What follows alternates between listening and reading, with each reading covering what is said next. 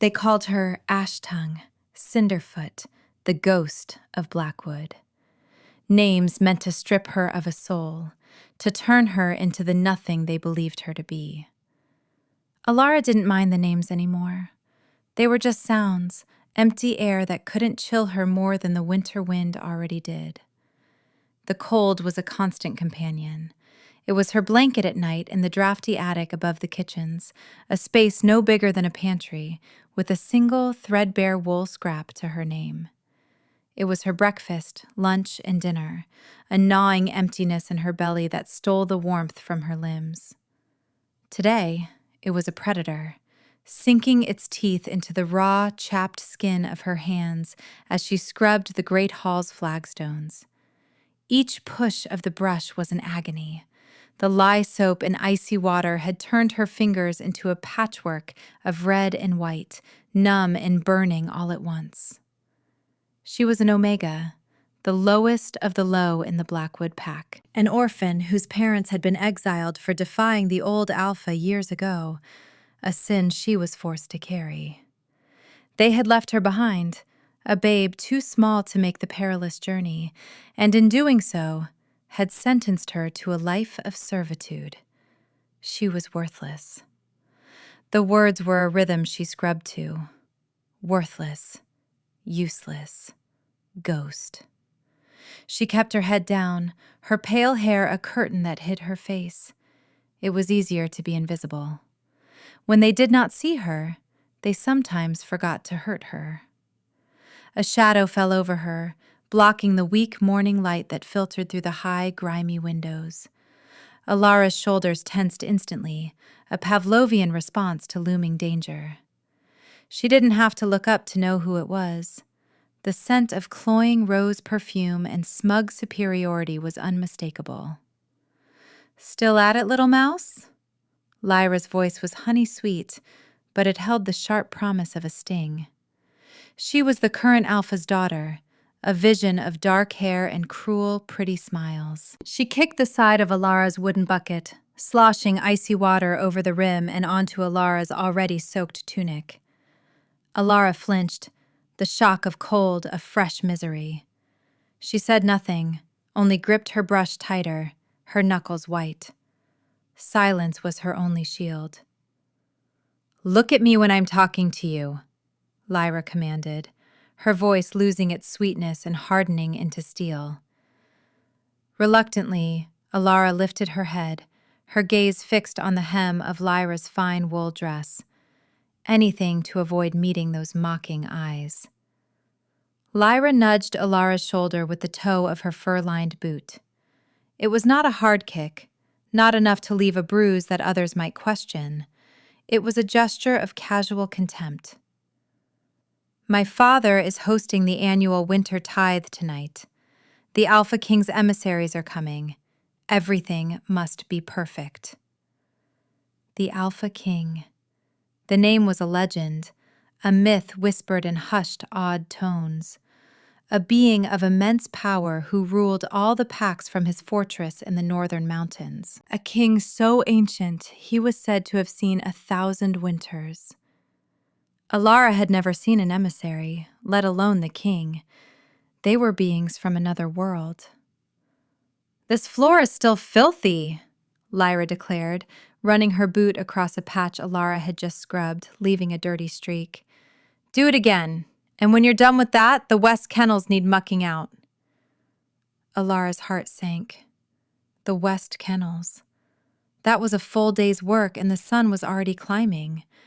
Her stomach gave a painful, empty twist. "But the firewood," she began, her voice a dry whisper she hardly recognized. She was supposed to be on firewood duty for the kitchens. Without it, the tithe feast couldn't be cooked. "What was that, Ash-Tongue?" Lyra leaned down, her face a mask of false concern. "Did you say something? I can't hear you when you mumble." "Nothing," Alara forced out, the word tasting like defeat. "I said nothing." "Good girl," Lyra smiled, a flash of white teeth. With a final, deliberate motion, she tipped the entire bucket of dirty water over the section of floor Alara had just managed to clean. The gray, sudsy water spread in a filthy tide. "Now you have a reason to do it properly. Don't you dare stop until I can see my reflection." Lyra swept away, her laughter echoing in the vast, empty hall. Alara stared at the mess, a cold, hard knot tightening in her chest. It was not despair. Despair was a luxury she couldn't afford. It was a familiar, grim resignation. She picked up her brush, dipped it into the spilled water, and began to scrub again. The cold seeped deeper, into her bones, but beneath it, a tiny, stubborn ember of defiance refused to be extinguished. She would not break. She would endure. This was all she knew. She finished the haul as the sun reached its zenith, her arms and back screaming in protest. Her reflection was not visible in the dull stone, but it was clean, and that would have to be enough. She hauled herself to her feet, her joints cracking, and faced the next impossible task. The kennels. And after that, the firewood. She would be working long after the moon had risen. The wind had picked up when she finally stumbled out of the kennels, the stench of dung and wet fur clinging to her. It was a bitter, howling gale that carried the scent of snow and iron. The sky was a bruised purple, the clouds churning with a violence that promised a terrible storm. Panic fluttered in her chest. She still had to gather the firewood. She grabbed a cutting axe and a length of rope from the woodshed, her movements clumsy with exhaustion. The forest that bordered the Blackwood territory was dark and foreboding, its pines already heavy with a dusting of fresh snow. The wind sliced through her thin tunic like claws, and she wrapped her arms around herself, a futile attempt to preserve what little warmth she had left. Every step was a battle against the rising drifts and the screaming wind. She found a stand of deadfall not too far in, her relief so profound it almost brought her to her knees. She worked with frantic haste, her breath pluming in the frigid air. The axe felt impossibly heavy, but the thought of the kitchens without wood and the punishment that would follow drove her on. She had gathered a decent bundle, her muscles trembling with the effort of binding it, when the world dissolved into white. The snow came down not in flakes, but in a solid, blinding sheet. One moment she could see the dark shapes of the trees, the next there was nothing. Nothing but swirling, suffocating whiteness. Fear, cold and sharp, pierced through her exhaustion. She turned, trying to orient herself, to find the path back to the keep. But there was no path, no keep, no anything. Just the roaring of the wind and the blinding, disorienting snow. She was lost. She took a step, then another, dragging the bundle of wood behind her. It was her only link to her task, her purpose. To abandon it felt like abandoning herself. But the rope soon slipped from her numb fingers, and the wood was swallowed by the storm. She didn't have the strength to go back for it. How long did she wander? It could have been minutes or hours. Time lost all meaning in the white chaos. The cold was no longer a predator on her skin. It was inside her, crystallizing the blood in her veins. Her movements became sluggish, her thoughts thick and slow. She stumbled, falling to her knees in a deep drift. It would be so easy to just lie here, to sleep. The thought was a warm, seductive whisper. A memory surfaced through the fog of cold, her mother's face, hazy and indistinct, humming a lullaby. A lullaby about a sun that never set and a love that never grew cold. A fairy tale, a lie. There was only the cold. There was only the end. She tried to push herself up, but her limbs would not obey. This was it. This was how the ghost of Blackwood would finally fade away completely. Not with a bang, but with a silent, frozen whimper. A fitting end for someone who was never really there at all. Just as her eyes began to drift shut, a new scent cut through the sterile smell of the blizzard. It was primal and rich, blood and pine and wet earth, and something else, something wild and powerful. Her head lolled to the side, her gaze catching on a dark shape against the snow, a break in the landscape, a cave. Hope was a painful, forgotten thing. It jolted through her sharp as a shard of ice. With the last dregs of her will, she began to crawl. She clawed her way through the snow, her raw fingers digging into the frozen ground, dragging her useless body toward that dark promise of shelter. It was only a few yards, but it felt like a mile. She collapsed over the threshold of the cave, the sudden respite from the wind a shock to her system. The air inside was still and frigid, but it was shelter. She lay there, gasping, her body shuddering violently. Darkness encroached on the edges of her vision. But she was not alone. A low growl rumbled from the back of the cave, deep and menacing. Alara's heart, which had been beating so sluggishly, hammered against her ribs. She pushed herself up, her eyes straining to see into the gloom. 2 points of light ignited in the darkness. Eyes. They were a dull, fading amber, but they held a terrifying intelligence. The creature shifted, and a shaft of pale light from the cave mouth illuminated it. It was a wolf. But it was like no wolf she had ever seen. It was colossal, its shoulders as broad as a bear's, its fur the color of midnight. And it was hurt. A dark, ugly gash ran along its flank, staining the stone floor beneath it with blood. The rich, metallic scent was overwhelming. Fear warred with a strange, inexplicable pity. The beast was dying. She could see it in the shallow rise and fall of its chest, in the dimming light of its eyes. It was a predator, a monster that could rip her to shreds with a single snap of its powerful jaws. But right now, it was as vulnerable as she was. She thought of the cold, the endless, devouring cold that was waiting for her just outside. She would die out there. This wolf was dying in here. But it was warm. Its massive body radiated a faint heat, a promise of life in this frozen tomb. Slowly, cautiously, she pushed herself forward. The wolf growled again, a weak, rattling sound. It tried to lift its head but failed. Its amber eyes tracked her every move. She wasn't thinking, only acting on an instinct she didn't know she possessed. An instinct to soothe, to help. "I won't hurt you," she whispered, her voice cracking. The words were absurd. Her? Hurt this magnificent, terrifying creature? She reached the wolf's side, her hand hovering over the dark, matted fur around the wound. Blood was still sluggishly seeping from the gash. It was deep. She tore a strip from the hem of her already tattered tunic, her fingers clumsy and stiff.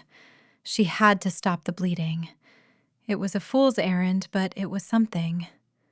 As she leaned closer, she could feel the heat of its body, a furnace against the ice of her own skin. She pressed the ragged cloth against the wound. The moment her skin made contact with its fur, the world exploded. It was not a sound, but a feeling.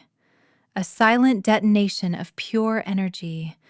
A blinding golden light erupted from her hand, filling the cave with the brilliance of a noonday sun. Heat, searing and absolute, flooded through her, chasing the cold from her bones in a single violent rush.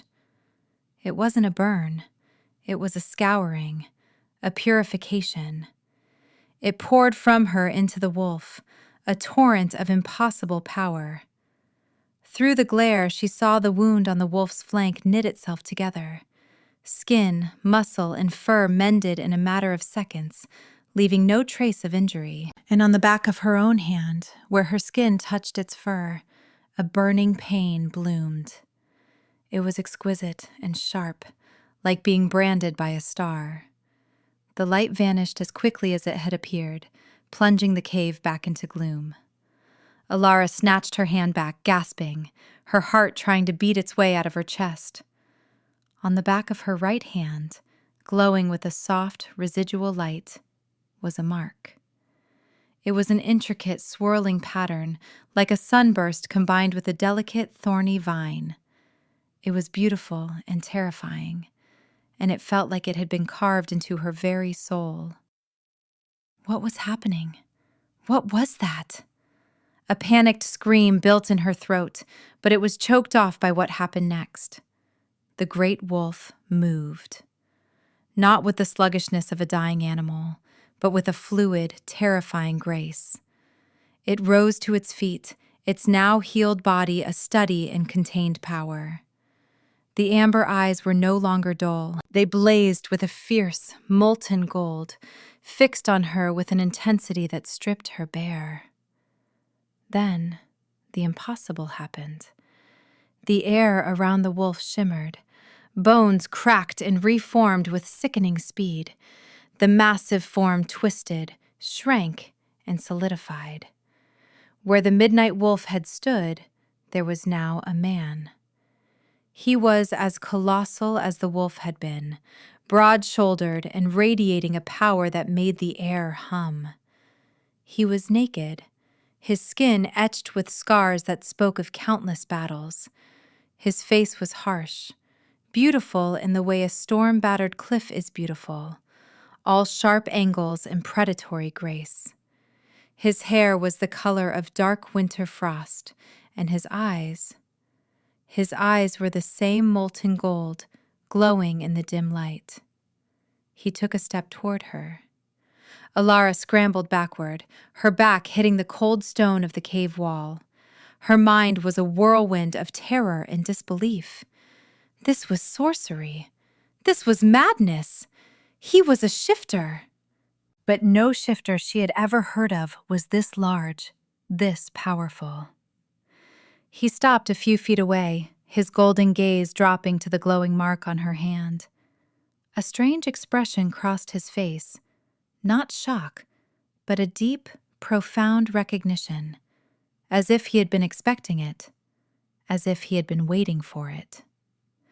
He looked back up at her, his eyes pinning her in place. His voice, when he spoke, was a low rumble, deep as thunder, yet impossibly soft. It vibrated through her, settling deep in her bones. "You're her," he said.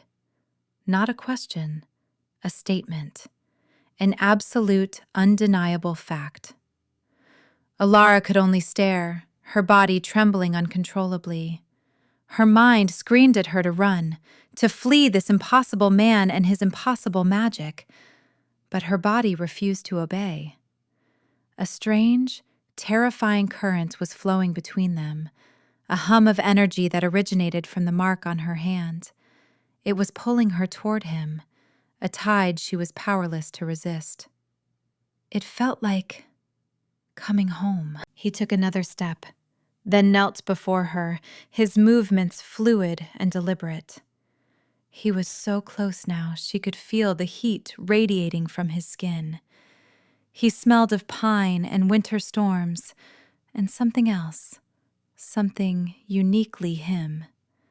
He reached out, his hand large enough to encircle her entire head. He didn't touch her, not yet. His fingers hovered near her cheek, his golden eyes searching her face. "I have you," he murmured, his voice thick with an emotion she couldn't name. It sounded like 1,000 years of loneliness breaking apart. Then, his fingers brushed her cheek. The contact was gentle, a feather-light touch, but it sent another jolt of energy through her, a warm, golden pulse that echoed the first. It wasn't violent this time. It was calming. It was right. Mine, he breathed, the word a possessive, elemental claim. It should have terrified her. It should have made her feel trapped. Instead, a part of her she didn't know existed, a deep, instinctual, starved part of her soul, unfurled and answered with a silent, shocking yes. Who was this man? What was she to him? The questions spun in her head, but they were distant, muted by the overwhelming reality of his presence. He was the Alpha King. The realization hit her not as a thought, but as a certainty that bloomed from the bond now humming between them. She was in a cave with the Alpha King, and she had somehow branded herself to him, or he to her. He finally pulled back, his gaze never leaving hers. He seemed to notice her shivering, her thin, soaked tunic, her bare feet. A frown creased his brow. With a startling lack of ceremony, he shrugged out of, no, he didn't have a coat. He simply held out a hand, and a thick, fur-lined cloak seemed to materialize from the shadows, folding itself over his arm. Magic. Sit down, he commanded softly, gesturing to a flatter section of the rock. It was not a request. Alara found herself obeying without thought, her limbs moving as if guided by his will. He draped the heavy cloak over her shoulders. It was impossibly warm, lined with the softest fur she had ever touched, and it smelled of him. The scent was intoxicating, wrapping around her like a shield. He sat across from her, seemingly unbothered by his own nudity or the cold. He watched her, his expression unreadable. The silence stretched, filled only by the howl of the blizzard outside and the frantic beating of her own heart. "What is your name?" he asked. "Alara," she whispered, her voice barely audible. "Alara," he repeated, and her name on his tongue sounded like a prayer, like a poem. "I am Kale. Kale, the Alpha King."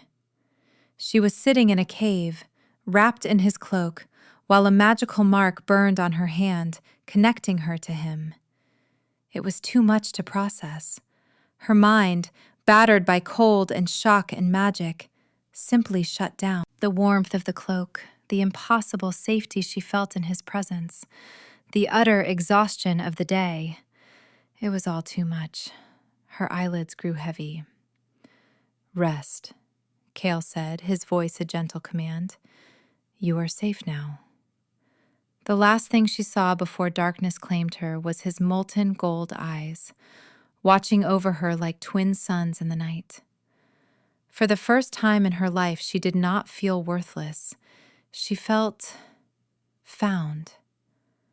She woke to warmth, not the faint, fleeting heat of her own body, but a deep, enveloping warmth that seemed to soak into her very marrow. She was lying on a bed of impossibly soft furs, and a fire crackled merrily in a large stone hearth nearby. For a moment, she thought she was dreaming. The attic was never warm. Then the memories rushed back.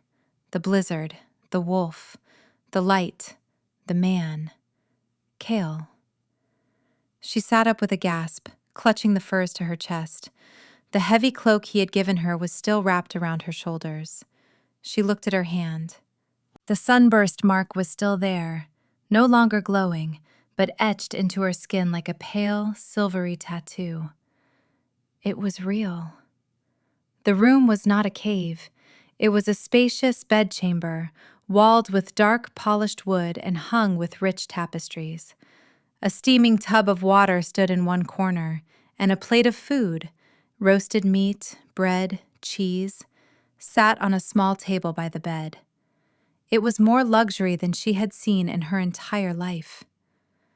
The door opened and Kale entered. He was dressed now in simple black trousers and a tunic that did little to hide the powerful muscles of his chest and arms. His presence filled the room, a tangible force of authority and raw power. His golden eyes immediately found hers. "You are awake," he said. He crossed the room and sat on the edge of the bed, his nearness making her breath catch. "Eat." He pushed the plate of food closer. Alara stared at the food, her stomach clenching with a hunger so fierce it was painful. But years of conditioning, of being taught she was not worthy of more than scraps, held her back. She looked from the plate to him, her eyes wide with uncertainty. A flicker of something, anger, pain, crossed his face. "In my house, you will eat when you are hungry. You will be warm. You will not want for anything. This is my word." His tone left no room for argument. Timidly, she picked up a piece of bread.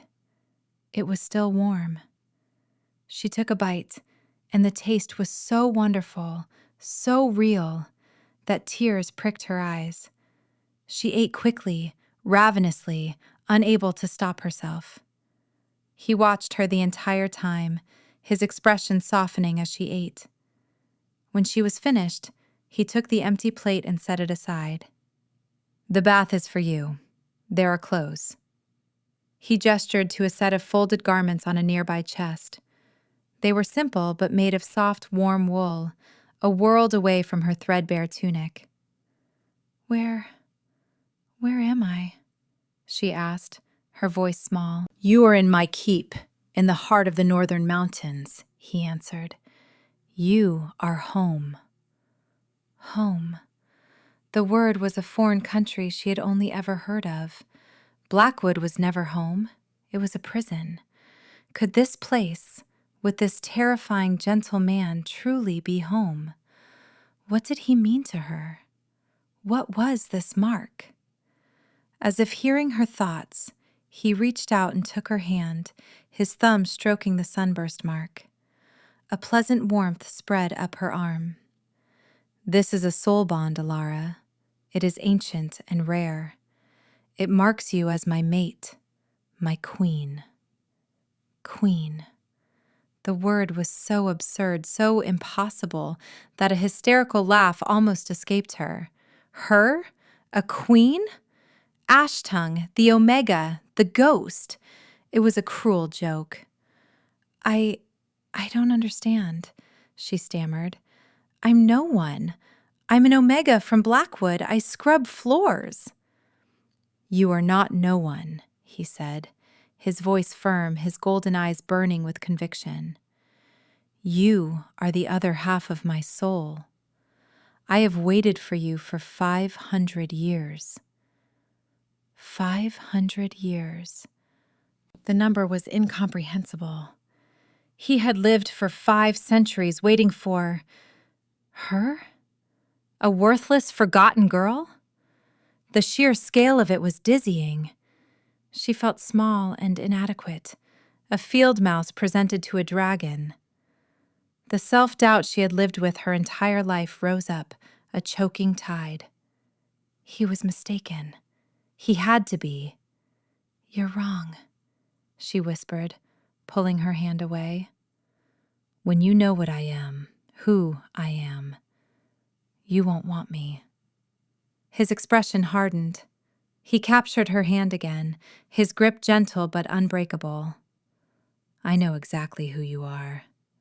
I felt it when you healed me. There is a light in you, a power you do not comprehend. You saved my life. Do not ever call yourself worthless in my presence again."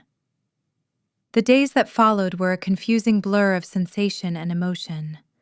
Cale was a constant, solid presence at her side. He showed her the sprawling fortress, a city carved into the mountain itself, filled with his people. They were werewolves, like her, but they moved with a confidence and pride she had never seen. They looked at her with curiosity and deference, their gazes drawn to the man at her side. They called him the supreme leader, the Alpha King. And they looked at her as if she were something precious. It was terrifying. She spent her life trying to be invisible, and now she was the center of attention. She was given new clothes, ate at the high table with Kael, slept in the warm, safe bed.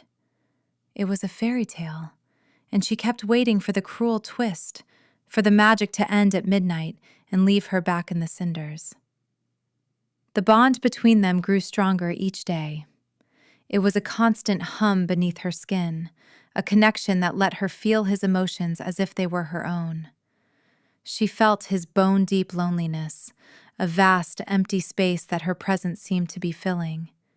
She felt his fierce protectiveness, a shield around her at all times. And beneath it all, she felt a dawning, terrifying love, as immense and ancient as he was.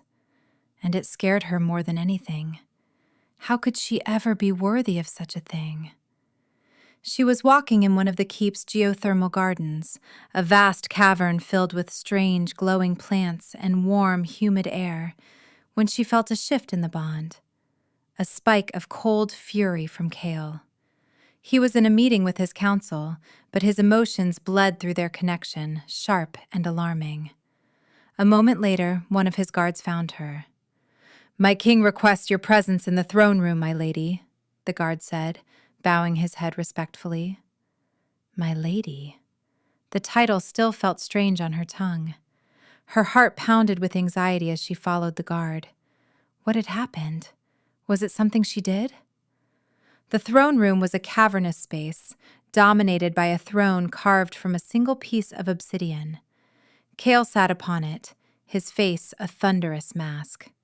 His council of grim-faced alphas stood before him, and kneeling on the floor, held between two guards, was a man she recognized with a jolt of fear. Jorik. Jorik was a warrior from the Blackwood Pack.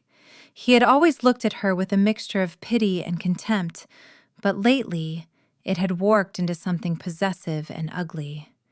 He had tried to corner her in the stables a month ago, telling her he could offer her a better life than scrubbing floors, his hands grabbing at her before the stable master had chased him off. He was found skulking near the eastern gate. Kael's voice was dangerously low. He was not alone. He was meeting with a scout from the Ember Covenant. The Ember Covenant. The name sent a chill through her. They were a cult of shifters who practiced dark magic, rivals of the king. They were the ones who had ambushed and nearly killed Kael in the storm. Jorik looked up, and his eyes found Alara. A venomous, triumphant sneer twisted his lips. There she is, the little Omega slut who thinks she can be a queen. She's a curse, Your Majesty. She's brought nothing but trouble. Kael rose from his throne in a single fluid motion. The temperature in the room seemed to drop 20 degrees. You will not speak of her, he growled, the sound vibrating in Alara's bones. I saw the mark on her hand, Jorik cried, desperate now. I know what it means. Malachor will reward me handsomely for this information. He wants her. He knows the legend of the Sun Queen. He knows how to sever the bond. He will use her to destroy you. Malachor, the Shadow King, the leader of the Covenant. The name was a dark curse. Alara's blood ran cold. Sever the bond? The thought was a physical blow, a tearing sensation in her soul. She instinctively clutched her marked hand. Kael was before Jorik in the blink of an eye. He lifted the man by the front of his tunic, his golden eyes blazing with lethal fury. What did you tell them? Everything, Jorik gasped, his face turning purple. He knows she's here. He's coming for her. Kael's rage was a palpable force, a storm contained in his massive frame. With a snarl of disgust, he threw Jorik back to the guards. Take him to the cells. He will tell us everything Malachor is planning. The guards dragged Jorik away, his sneering laughter echoing in the hall. Cale turned to Alara, his face grim. He crossed the room and pulled her into his arms, his hold tight and desperate.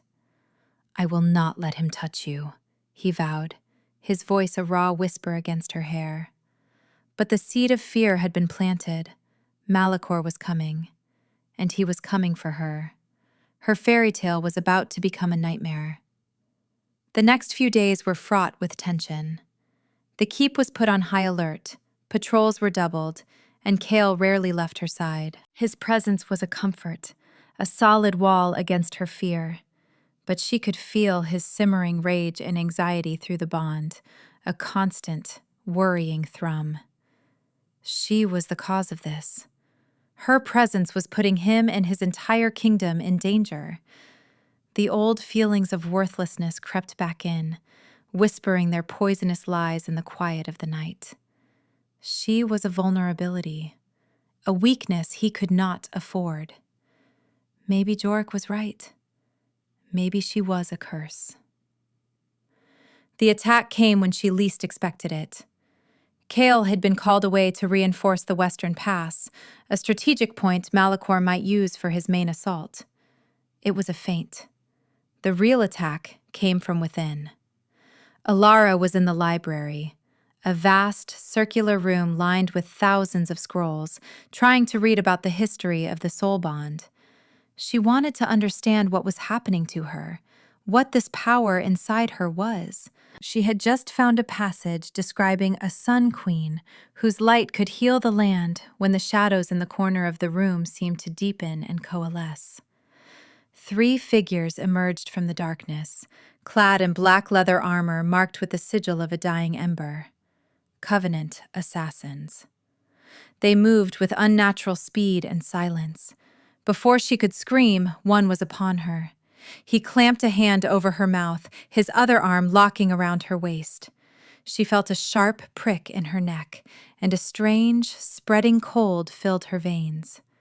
Her muscles went slack, her thoughts turning to slush. The bond, which had been a warm, steady hum, suddenly felt thin and frayed. Cale's presence, which had been a constant comfort, receded, as if a thick wall of glass had been erected between them. The cold in her veins was magic-dampening poison. Panic, sharp and icy, tried to cut through the drug's haze. "Cale!" she screamed in her mind, a desperate, silent cry. Faintly, so faintly, she felt an answer. A distant roar of pure, untamed fury. A promise. "Hold on." Then the world went black. She awoke to the biting cold of stone and the cloying smell of decay and dark magic. She was in a cell. Thick black chains were manacled to her wrists and ankles, pinning her to the damp wall. She pulled against them, a reflexive, futile gesture. The metal was unnaturally cold, and where it touched her skin it seemed to sap her strength, extinguishing the faint warmth of the bond. Cold forged iron. It was designed to sever magical connections. The pain was immediate and excruciating. It was not a physical pain, but a spiritual one. The fraying connection to Cale felt like her soul was being torn in two. A constant, high-pitched ringing filled her ears, and a hollow ache settled in her chest, so profound it stole her breath. It was worse than any beating, worse than any starvation. It was the pain of absolute, soul-deep loneliness. Tears streamed down her face, silent and hot against her cold skin. She was worthless. She was weak. She had been stolen from the heart of his fortress, from the most powerful shifter in the world. She was nothing but a liability, a pawn in a game she couldn't comprehend. Cale was better off without her. The thought was a fresh agony, but it felt like the truth. The cell door scraped open, spilling sickly green torchlight into the gloom. A figure stood silhouetted in the doorway. He was tall and slender, but he moved with the predatory grace of a viper. He stepped into the light, and she saw a face that was unnervingly beautiful, with sharp aristocratic features, pale skin, and eyes as black as chips of obsidian. "So," he said, his voice a silken, mocking whisper, "this is the great Sun Queen. You are smaller than the legends claimed." This was Malachor, the Shadow King. Fear, cold and absolute, washed over her, but it was distant, muted by the all-consuming pain of the severed bond. He circled her, his black eyes examining her as if she were a piece of livestock. "Do you know what you are, little Omega? You are a key. For 1,000 years, the line of the Alpha King has been sustained by the promise of a soul-mated queen, a conduit of life magic that reaffirms their right to rule. A pretty fairy tale." He stopped in front of her, trailing a cold finger down her cheek. She flinched away from his touch. "But the old magic has a darker side, a loophole. If the bond is not just broken, but violently severed at its peak, the power does not simply dissipate.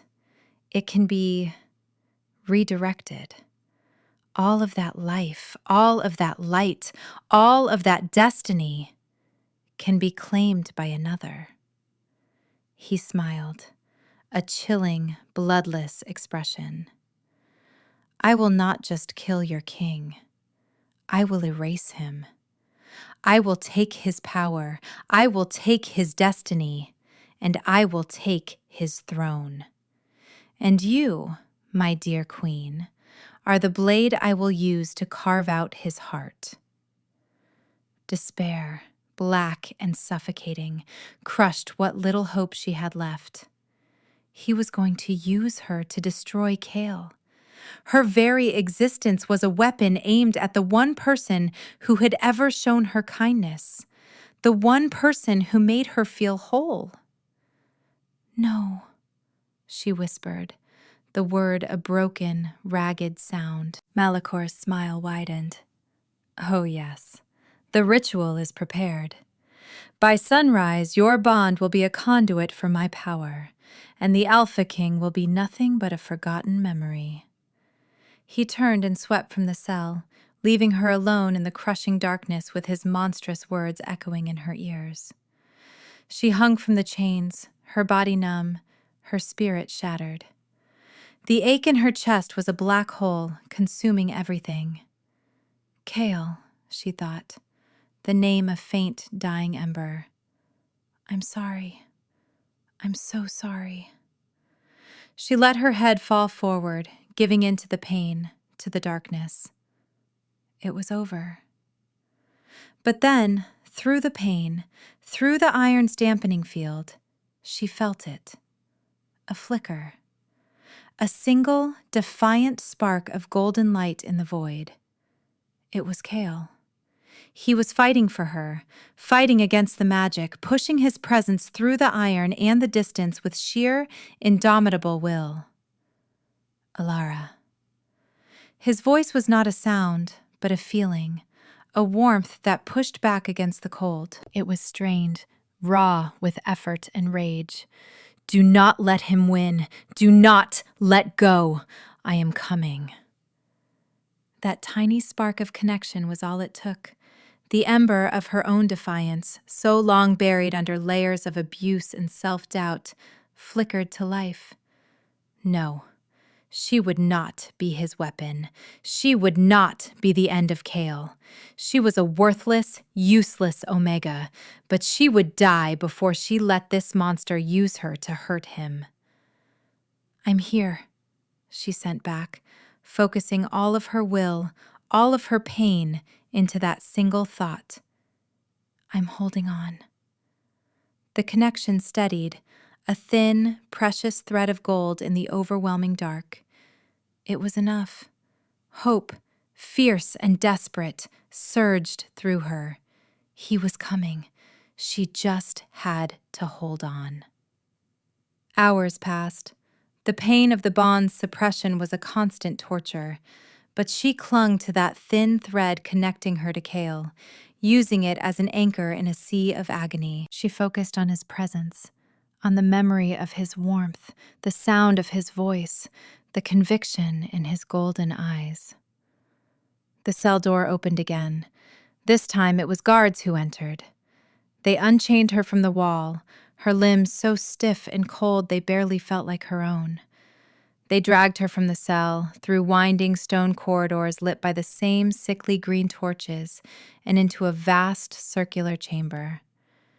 The air was thick with the stench of blood and ozone. A complex ritual circle was carved into the floor, glowing with a malevolent purple light. In the center was a stone altar. Malachor stood beside it, holding a jagged blade of black obsidian.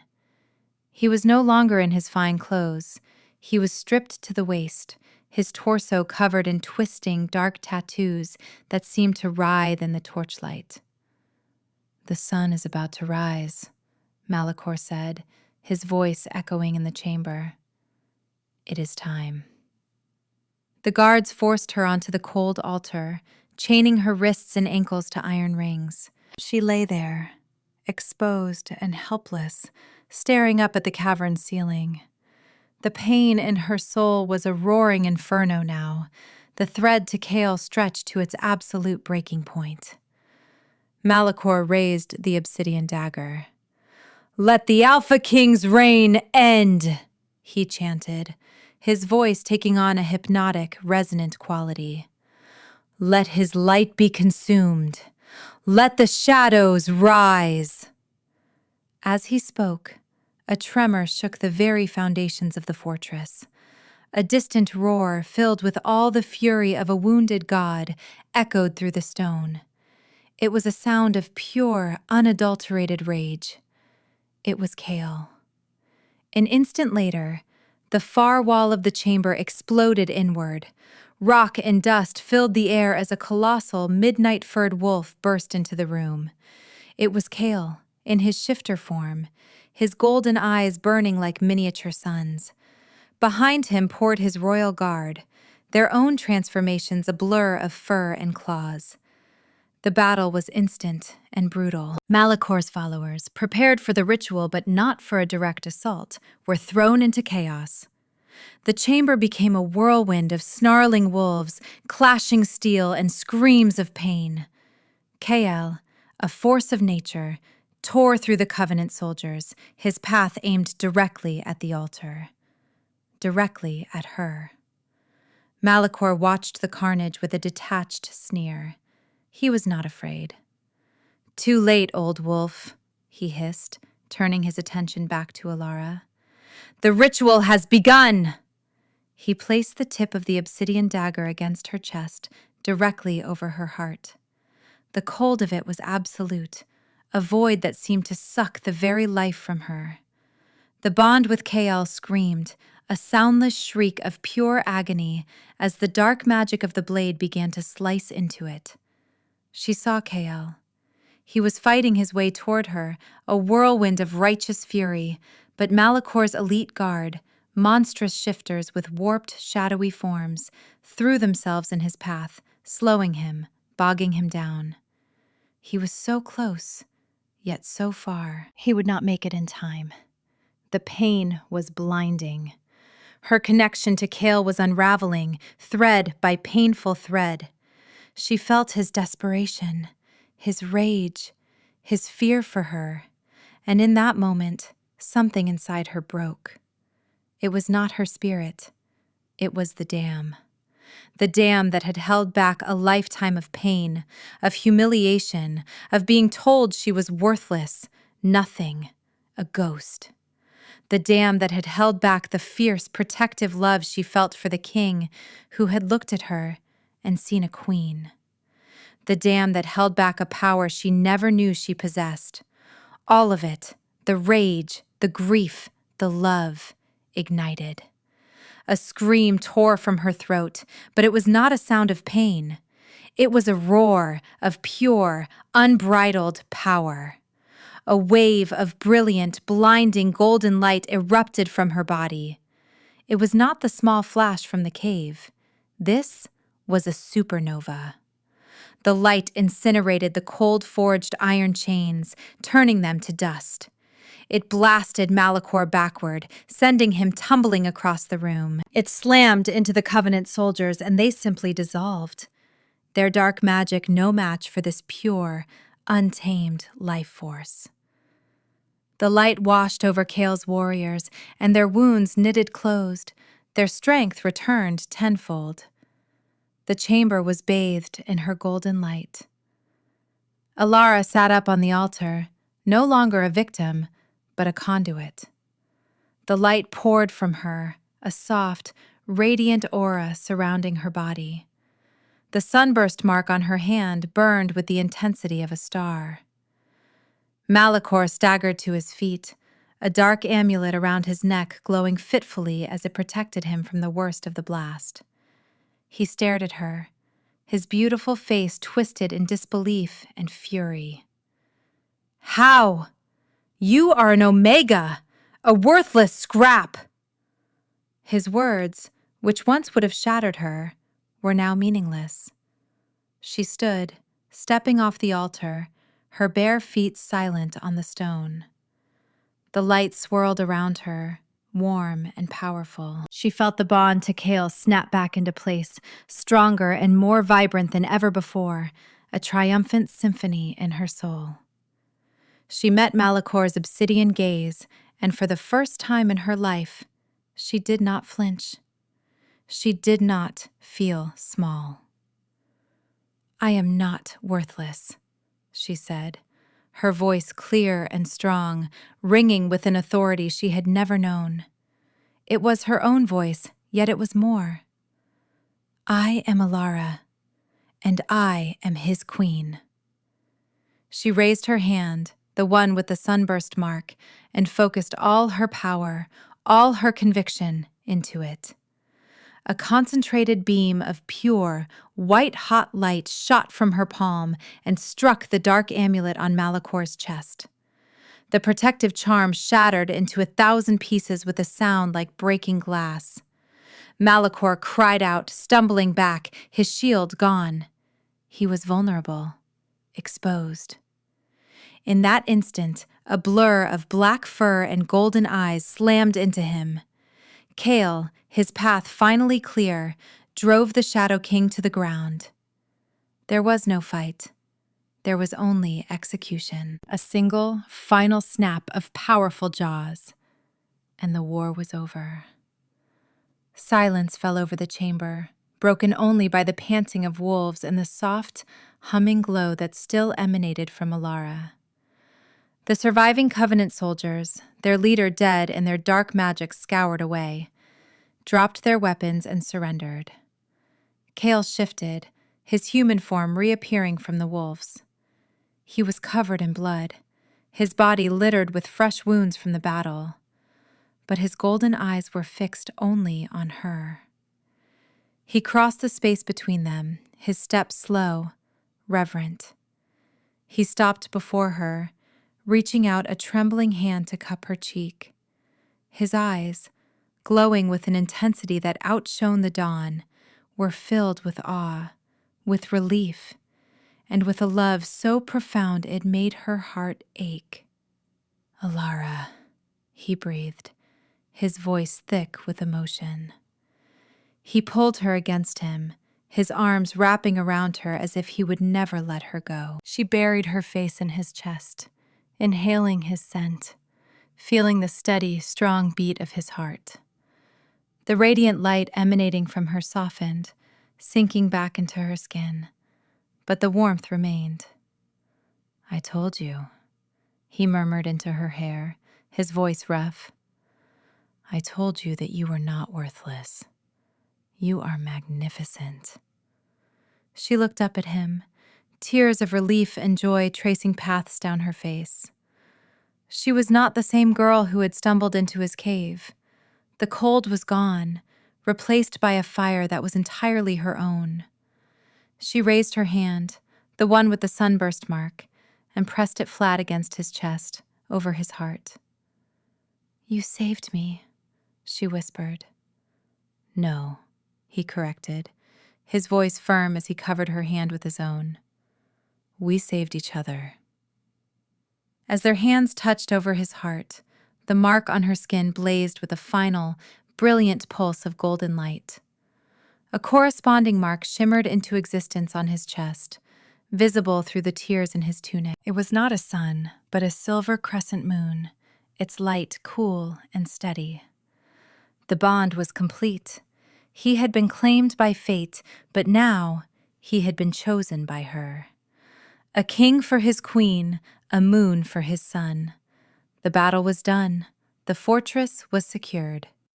Cale led her from the chamber of horrors, his arms securely around her, his people parting before them. They looked at her now with no hint of curiosity or mere deference. They looked at her with pure, unadulterated reverence. They had seen her power. They had seen her light save their king, save them all. She was not just the Alpha King's mate. She was the Sun Queen, their savior. Later, after she had bathed and dressed in clean, soft clothes, Cale led her to a great balcony overlooking the central plaza of his mountain city. His entire pack was gathered below, thousands of them, their faces turned upward. He stood beside her, his presence a warm, solid anchor. He did not speak, only took her hand and held it up for all to see. The sunburst mark on her skin seemed to catch the light, a pale, beautiful silver against her skin. Then he presented her to his people. He did not call her an Omega he had rescued. He did not call her his fated mate. He called her by the name she had claimed for herself in the darkness. "Behold!" Cale's voice boomed across the plaza, filled with pride and love. "Ilara, your queen!" A roar of approval went up from the crowd, 1,000 voices howling and cheering her name. Her name. Not Ashtongue, not Ghost. Ilara. She looked out at the sea of faces, at the respect and adoration in their eyes. She looked at the towering, powerful man beside her, whose golden gaze held nothing but love for her. And she felt the solid, unbreakable bond that connected their souls. She was not invisible. She was not worthless. She was home. And for the first time, standing in the heart of a kingdom she had saved, beside a king who was her other half, Ilara felt the warmth not just on her skin, but in her soul. She had risen from the depths of despair, not because a king had chosen her, but because she had finally chosen herself. She was Ilara, and her reign and her life had just begun.